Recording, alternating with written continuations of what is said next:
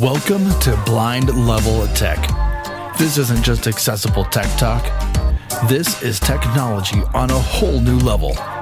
We're showing you just how possible it is to live the life you want. Hello and happy, I guess now belated New Year to everybody. Welcome to Blind Level Tech. I am your host, Evan Starnes, and we're back to the deep voice thing again. Oh yeah. I am joined by my co-host, Kelvin Crosby. Hey, so good to see you, even though I can't see you. Isn't that a beautiful day in the neighborhood? Evan, how you doing, man? I'm doing pretty good. It's going to be weird editing this part out. I'm going to cringe. Yeah, I can't believe I pulled that off. Oh my gosh, that was like the best improv move that I've seen so far this year. And we're only just beginning, so we've got a lot of time to make more. Of the year, man. Oh, lordy. Whew, well, man, after all the winter holidays and all this craziness, I'm sure we've got some more tech that we didn't have before recording. And we've got enough tech to actually have a good tech piece of the week. My tech piece this week is, it's definitely a wish right now because it's really expensive. And my tech piece is the Instapot Duo that has the Wi-Fi enabled one, of course, because, you know, besides the fact that it's a really, really, really sweet pressure cooker, it's also a pretty good crock pot and a steamer and a bunch of other things. And you could even, if you get the air fryer lid, you can turn it into an air fryer. The app is fairly accessible. It used to be more so, and they've made some weird updates, but it's still good. The cool part about these new Instant Pots is that you no longer have to, and you haven't for a while had to manually release the pressure, because I imagine for a lot of people, a lot of pressure cooker owners, releasing the pressure from your pressure cooker has always been a bit of an anxiety inducer because, you know, it just comes spouting out at you. But this one, you can do it remotely and through the app or through the skill. I think they still have a smart skill, but you can do it through the app. And it's really cool. And it sounds cool too. But Calvin, do you got a tech piece of the week? Absolutely. My Shure SM58 with a USB to XLR adapter? Yep. And which those things are underrated. And I tell you, it has changed my life because, you know, I'm on the road again. And it's January. This means CES is right around the corner. We got CSUN up and coming. We got ATI coming around. Like, we got conferences everywhere. So moving forward, that is going to be my go-to mic to make sure I sound like $1 million. Well, I definitely think we should get into today's guest because I have a feeling that this is going to be one of those episodes that we either have to like split into two parts or like try and keep ourselves under control, you know, but would like to Evan. Self-control. Yeah, it's one of the things I struggle with. Exhale. Breathe in and breathe out. Okay. And also, welcome Deborah Erickson to Blind Level Tech. How are you doing today? I'm doing great. Thank you for having me. Hey, thanks for being on the show. Do you have a particular tech piece of the week or a tech gadget that you'd recommend to our audience? I do have a tech gadget. It's called an auto measure spout, and it deposits exactly 1 tablespoon of liquid into your pan or your bowl, such as olive oil or vinegar or whatever liquid you want to use, and then it stops automatically, even if it's still held upside down. That's really awesome. Cool. I didn't even think about that. I think I'm putting that on my list to buy tomorrow. Mm-hmm. Pretty cool. So it can do like liquids, solids. No solids, just liquids. No solids, just liquids. But it's a good liquid measuring cup because liquid measuring cups have always been weird. You don't want to put too much vanilla in your chocolate chip mix. Cookies. Well, those chocolate chip cookies are really good, but too much vanilla. No, it's true. And so that auto measure spout only comes out with a tablespoon. Unfortunately, they don't sell it in a teaspoon measurement because that would work great for vanilla. But tablespoons that'd be a lot. awesome. Yeah. Yeah. It'd be kind of cool if you had one that you could kind of switch from tablespoon to teaspoon to third, quarter, half, whatever it is. Yeah, that would be nice. Maybe they'll come up with that. Yeah. They might come up with like a 2.0 or something of that, but that's really, really cool. Could you tell us maybe a little bit about yourself and the role you play in the blind community, especially with cooking? Yeah. So my name is Deborah Erickson. I have retinitis pigmentosa, which leaves me with very little vision in one eye only. The Blind Kitchen is an online store and agency only. And so how it got started was I was the only blind student in culinary school. And so I had to solve a lot of problems. And so as I was trying to solve these problems, I'm looking at different places and I can find something great in this podcast, something great in this video, something great in this book, but there was no organization to it. There wasn't just one place. So that's what the Blind Kitchen became. It's a place so you can purchase the accessible cooking tools that we have, and we have over 90 now in the store, or you can just come to get information. In the Blind Kitchen Library. So we have things on labeling things, identifying things in closed containers. How do you access and read recipes after vision loss? Shopping, dining, and then, of course, everything to do with cooking and different cooking methods. So every tool comes in its own bag labeled with large print and braille, so it's accessible to everyone. And then each tool, like when I just spoke of the auto measure spout, it'll come to you in its own bag marked in large print and braille. And if you forgot what I said to do or you don't know how to use it, there's an audio described video on the website that tells you what the tool is, why it's blind friendly, and how to use and care for it. That's awesome. That is awesome.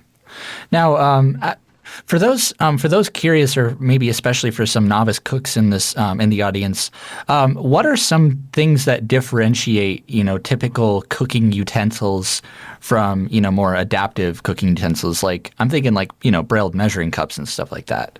Yeah, that is an excellent question. I would say if you look through the tools, you'll find some common themes. For example, wooden utensils, common utensils like wooden spoon, wooden tongs, a wooden skimmer or a spider, and some people would call it a strainer.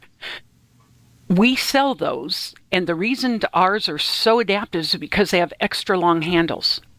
So that way you can hover above the pan if you're a little leery of touching the hot pan.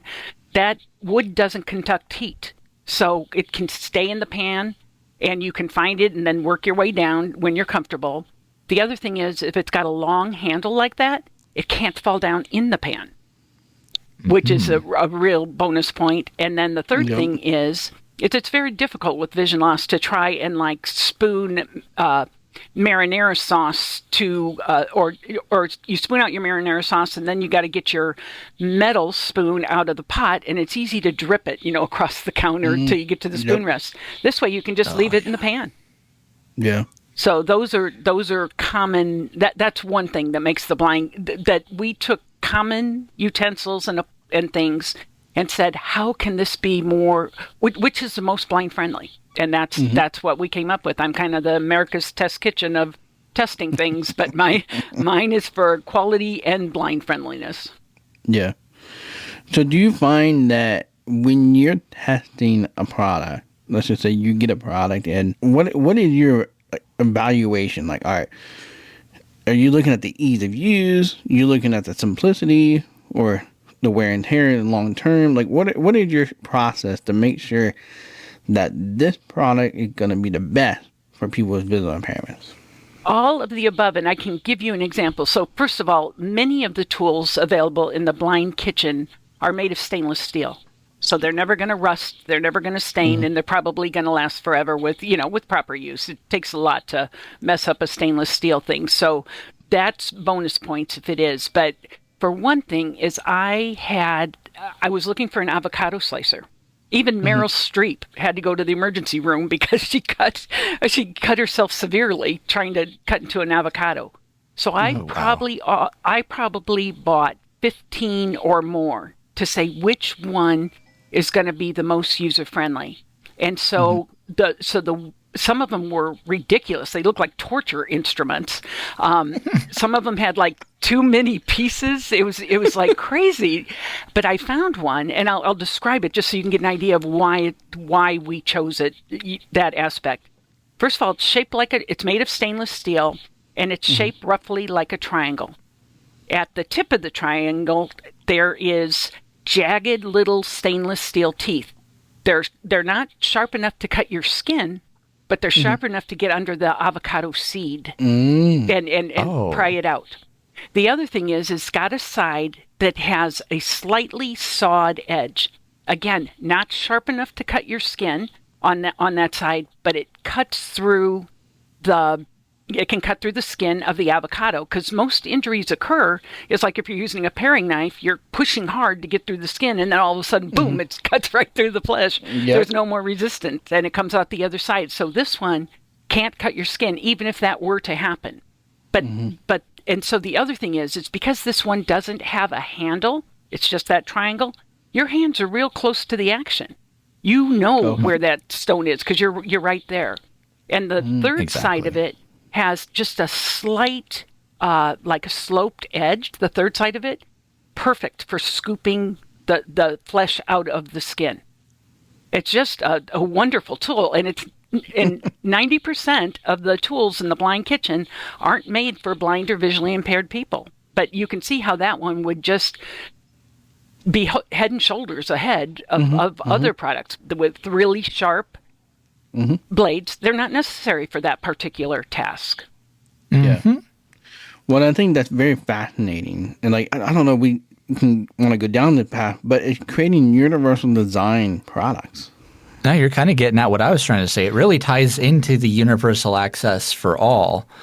And because you do see a lot of adaptive, measuring cups and things like that out there that have braille on them or that talk. I had a liquid measuring cup that talked. It was a nightmare. I still have it. Wipe the dust off of it, but don't use it. Yeah, exactly. But, not everything needs to be adapted. In fact, even when I was at I was at a training program a couple of years ago, like all of their kitchen equipment and utensils had, it was just all mainstream stuff that they had, modified or put braille on. And, it was just mainstream stuff, not anything from the independent living aids or anything like that at all. But is there an instance, though, where somebody would benefit from like an adaptive device, like a talking I can't even say the word thermometer. Now. A talking meat thermometer or something like that? Because I've heard hit or miss about those, and I've personally not really liked a lot of the talking meat thermometers, and I'm sure there's better alternatives to some of these things too. But like, how necessary is this adaptive equipment? So, based on what you had said. Yeah, it is very important to know the internal temperature of a protein such as poultry, because if it doesn't reach at least 165 degrees in the center, nearest the bone, you could really make your family members and friends very sick. So it's important to know that. The talking thermometers, talking scales across the board, they vary in quality, they vary in sound, they vary in what they're able to do. And that's one of my frustrations with this business. Because the Kaizen thermometer, only 3 buttons, spoke loudly and clearly, instant read. They no longer sell them. I contacted the company, and they got no response. My brother tried to contact them, no response. So now I'm looking on the market, and I don't put out anything that I don't think is quality enough, but this has been a real problem. So I found another one that's not as good as the Kaizen, but the probe, when you go to pull, this is like a switchblade kind of thing, the instant read, not like the lollipop ones that stay outside. I like the instant read. But you need another tool to get the probe out. It's ridiculous. Oh. Yeah. Oh, it's like tucks too far into the handle. So, and some of them have really tinny voices, or they're not very loud. So we have sourced another one, but right now, even if you go to our store shelves, they're out of stock, because I'm not going to provide something. So you hit on it. Talking scales the same way. Some of them, the sound quality is just awful. So I try to source the very best, and if it's inferior, I'm not going to sell it. I'm just not. You can buy that inferior product and get mad at that company. I don't want you to buy it you don't from want to me. be held accountable for that. Exactly. Do you find that when we think about innovation and development of product, do you find that we really need to, like, talking scales and thermometers and different things that need to give a specific, exact information is one of the harder things to get for visually impaired people to be accessible? It is, but AI is changing that. Now, one thing I got to be careful to say here is I've always said if we're going to have vision loss, we should have been given another hand, because I never have enough hands to do what I need to do. That's one of the best things I've heard today. So if I want to use like Be My Eyes or Ira to look at a thermometer that doesn't talk, that may have higher ratings for accuracy, then but now I need two hands. First of all, I need to find where to insert the thermometer into the turkey or the chicken or whatever I'm cooking. And so now one hand is holding that and making sure I've got the button that's going to read it or that they can see it, but now the other hand is holding the phone. It can be really awkward, but there's potential here. There's absolutely potential here. Well, I'll give you a little bit of a trick. So I always use a tripod when I'm on Ira, and I put the phone in the tripod. So then I got at least two hands free. Oh, thank you for that. Yeah, and then just set your phone and then it'll be angled properly. And with a lot of these devices nowadays, I see a lot of Bluetooth/app integration in these things, and that's actually that's something that personally has benefited us as blind people quite a bit, especially when I was talking about like the Instant Pot or the air fryer. I always love to talk about and will constantly talk about and will always recommend. They all have apps that are pretty accessible and that can give you access to that information. Yes, on your phone, it's not going to be right on the device, but it's still there, and it's still a mainstream gadget that you don't have to source from, a specialty retailer. Do you know of any good Bluetooth or app enabled like thermometers or scales or things that really would be beneficial to have an app with them? That's a loaded question, because what I have found is apps. So let's take a device that was a wonderful identifier. It was like $1,200. It was called the ID Mate. Oh, I still have one. I haven't retired mine. Okay, and you probably shouldn't. You paid that much money for it. But the problem is there's no support for it anure. Yeah, they quit making parts. They did, and they quit doing upgrades for the product numbers. So, and there were other apps out there. There was one for, I think, a sous vide machine. And so people bought it. It was accessible through your phone. You were able to use it. And then they quit updating the app. So it became obsolete. So I kind of tend to go away from apps as a rule. It doesn't mean that there are apps that do faithfully update. There's the iPhone, and there's pros and cons to that too. But some do. Amazon's going to update their stuff as a rule, although they quit doing their smart oven, the convection oven. Yeah, and the microwave, they quit doing that too. Yeah. So there's pros and cons to that. I have one of those that I bought probably 3 or 4 years ago, and I absolutely love it. I use it every day. But I had told a student about it, and he went online. He's like, I can't find it. They don't make it. And they don't you have to make get it used. anymore. Yeah. Yeah. So, well, I find that one of the biggest frustrations is keeping your app up to date and also keeping it accessible, because when things break and then making it accessible. So I completely agree with you on this, because honestly, when it comes to cooking, sometimes I feel like keeping it simpler rather than too techy is somewhat better. Would you say? I agree. I agree too. And that's one of the goals of the Blind Kitchen too, is to not. So a lot of my customer base are people that love to cook. They were cooks for their families or grillers for their families or whatever. And then because of different reasons, primarily in my world, it's because of age-related vision loss, like macular degeneration and such. they have no clue how to get back in the kitchen. And these people are not going to go to a tech center, a blind tech center to learn how to use VoiceOver or to learn how to use JAWS or, their smartphone or iPhone, iPad and stuff like that. So if I can keep it simple, I'm going to serve a lot of people versus those. I love technology. I think you can hear it in my voice. I really do. Definitely. But I also find it that probably 3/4 of the population that contacts me does not love it so much. So I try to find answers for all people, and technology can be a barrier to accessibility. Yeah, of course. Yep. Well, I think that's something really, really interesting. And I kind of come back to my invention, the seaming cane. Yes, it's a technology piece, but they wanted to keep it really, really simple. And I think that is unique. And I think it's really, really important that when we think as visually impaired individuals that have access to the kitchen, using our senses and our skills of our natural abilities to help us cook the best food possible, like a good pan of brownies. Man, that sounds good. Without having to depend on our smartphone and servers and apps and things not being potentially available.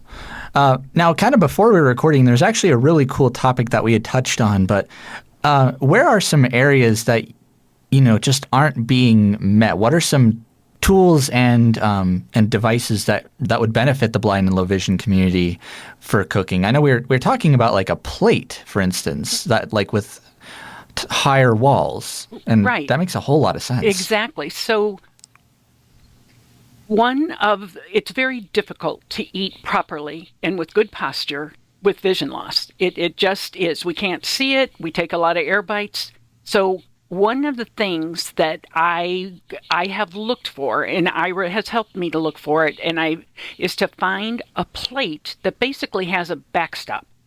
So I use this for browning meat. Let me explain. So a round pan, when I'm browning meat, if I use a pan with sloped sides for small pieces of food like that, I'm talking browning ground meat, things with little pieces. Oh, yeah.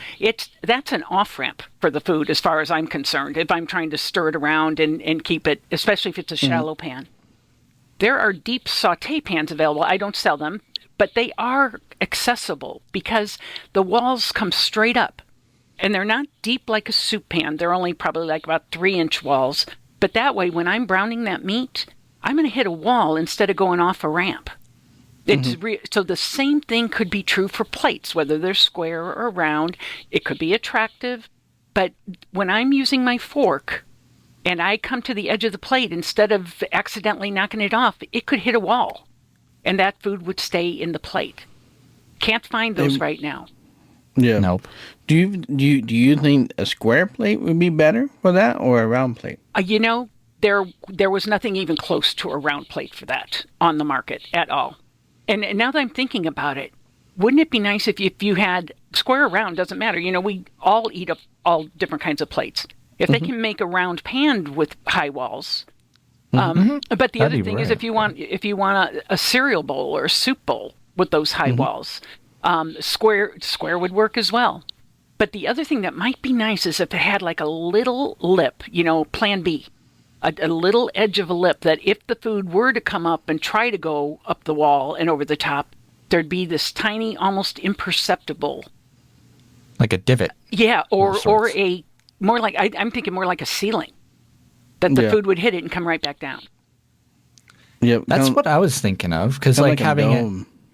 Yeah, or like a ring, kind of like a big Saturn ring around. Like if I'm visualizing like a bowl, you have kind of that little lip with the divot in it, so the food will just land either in that divot and then slide back down, or it'll hit it and just stay there, and you'll be able to retrieve it, and it won't make a big mess all over the table. Exactly. Or especially if it's a pan, because that is definitely. I always struggle when browning meat to not accidentally slop it out onto the stove and then make a big mess that you got to clean up.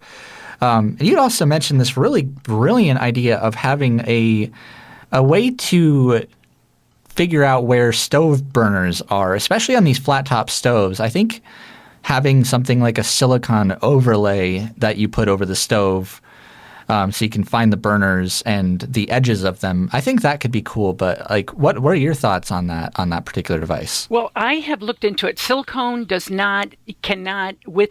silicone will catch fire if the temperature is too high. It can go to like, I'm making up a number, but I think it's like 457 degrees. It can go pretty high, and you can bake with it and stuff like that, but you can't put it on your stovetop.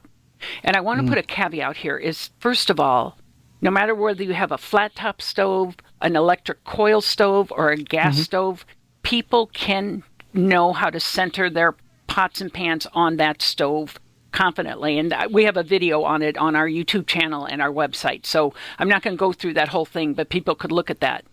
But there are some people, their anxiety is so high, and I'm talking specifically about the glass top stove. It's flat. There is no tactile information, especially once you turn it on and put the pan on.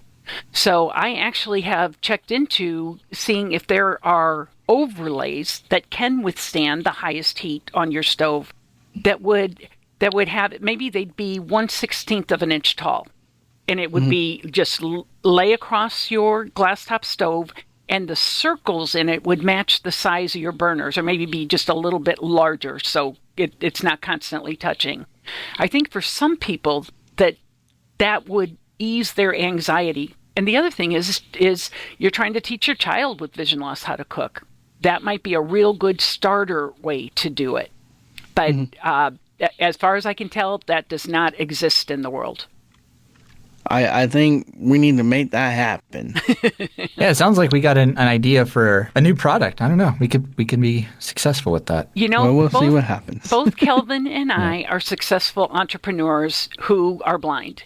So if you are listening and you want to be an entrepreneur, we just gave you something we know would have value in the marketplace. You don't even have to do your research. So go for it. And then give me a call and let's talk prices. Yep. Well, man, I'll tell you guys, after all this talk about cooking, I'm honestly a little hungry right now. I think I could use Sandwich of the week. You know what? I don't have a sandwich this week. So while I think of a sandwich, Kelvin, I'm going to be a big jerk and throw you in the hot seat. All right. I'm going to Jersey Max with a Philly cheesesteak. The Jersey Philly, I think it's called, or the Philly Jersey or something. I think it's Mike's Famous Philly. Philly. Mike's with Famous no Philly. vegetables. No vegetables. Yeah. Vegetables are good for your religion. eyes. Yeah. Yeah. Hey, that's a lie. That's not no truth. You're right. what they all say. You're right. Well, goodness gracious. I mean, I don't know. I can't imagine a Philly, at least a Jersey Mike's Philly without the veggies, man. That's what makes it what it is. But to each their own. I'm going to go with a classic that I've done before, but I just absolutely adore these sandwiches. There's a delicious sandwich place called Chiba Hut. I don't know if it's just a Colorado thing or if it's like an international or a national thing, but what I know is that they can throw down some mean toasted subs. And if you're in the Denver metro area and have not tried Chiba Hut out and you like sandwiches, I cannot emphasize how much you are missing out right now. But they have one that's the Cali Mist, and that thing is got like avocado and peppers, steak, cheese, and it's a big, delicious, toasted, crispy, savory, yummy sandwich. So my sandwich of the week is the Cali Mist from Chiba Hut. How about you, Deborah? What would be your sandwich this week? You know, as a chef, one of the things that I was taught is that if you can make something really good with simple ingredients, then you're really talented. So for me, I really am continually trying to up my game on grilled cheeses. Making sure they're crispy. You can use all different kinds of cheeses. You can use herbs in them. You could put meat in there if you wanted to.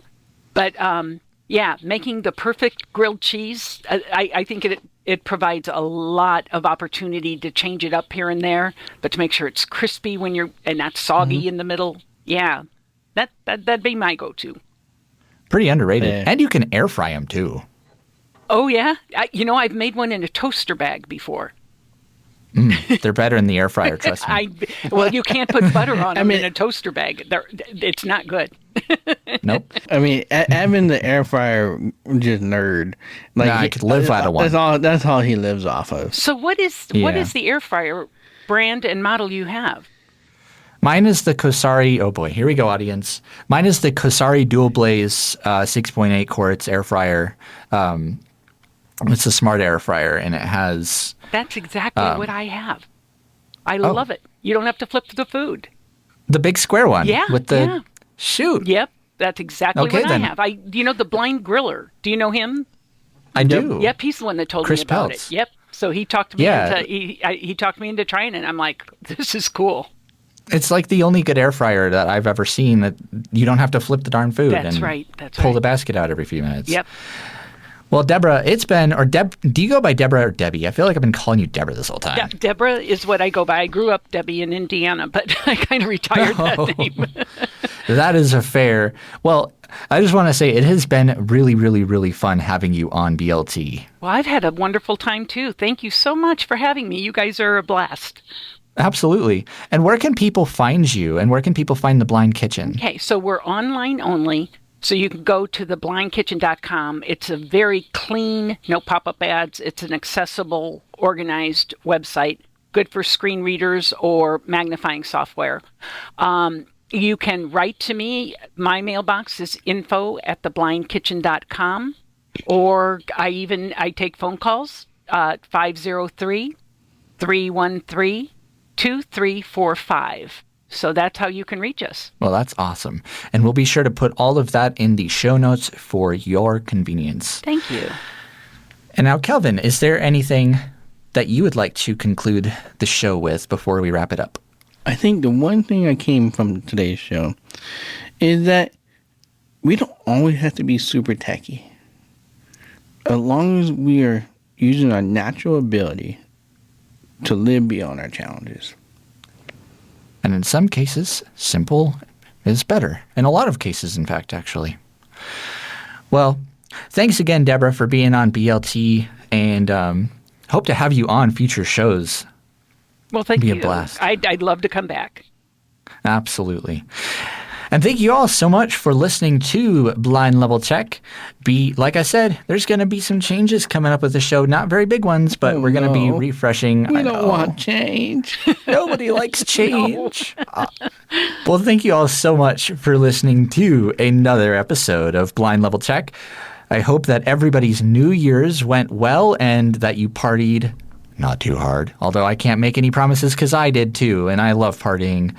If, of course, you have any questions or feedback or comments or suggestions or whatever it might be for me, Kelvin, or any of our other podcast hosts, you can always email feedback@aftersight.org or call 720-712-8856. I've been your host of Blind Little Tech, Evan Starnes, joined by my co-host, Kelvin Crosby. I just lost my mouth. It just fell off my face. Go live beyond your challenges and plug in your device. Oh, we're going to keep that in, I think.